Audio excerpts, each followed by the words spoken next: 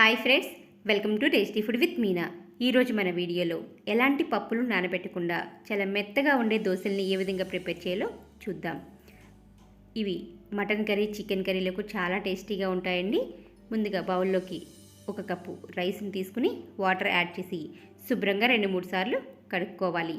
ఈ దోశలకి రేషన్ బియ్యం అయితేనే చాలా బాగుంటాయండి. అలా కడుక్కున్న బియ్యంలోకి 1/2 టీ స్పూన్ మెంతులు వేసి 2 గ్లాసుల వాటర్ పోసి 2 అవర్స్ వరకు నాననివ్వాలి.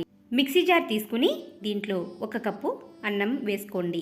మనం 1 కప్పు రైస్ తీసుకున్నాం కాబట్టి సేమ్ కొలతలో 1 కప్పు అన్నం కూడా యాడ్ చేసుకుని మనం ముందుగా నానబెట్టుకున్న రైస్ని దీంట్లో యాడ్ చేసుకోండి.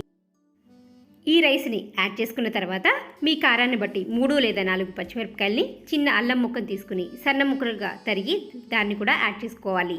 అలాగే బాగా పులిసిన 1 కప్పు పెరుగుని కూడా యాడ్ చేసుకుని దోశల పిండి కన్సిస్టెన్సీ వచ్చే విధంగా మీరు మిక్సీ పట్టుకోవాలి. దీన్ని ఒక బౌల్లోకి ట్రాన్స్ఫర్ చేసుకుని మూత పెట్టి 5 గంటల వరకు నాననివ్వాలి. మీరు వెంటనే వేసుకోవాలనుకున్నట్లయితే కొంచెం వంట సోడాని యాడ్ చేసుకుని దోశలు వేసుకోవచ్చు.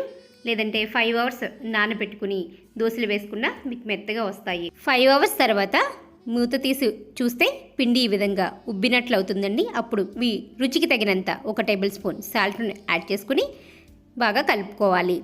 స్టవ్ మీద పెనం పెట్టుకుని హీట్ అయిన తర్వాత ఈ విధంగా దోశల్ని వేసుకోవడమే.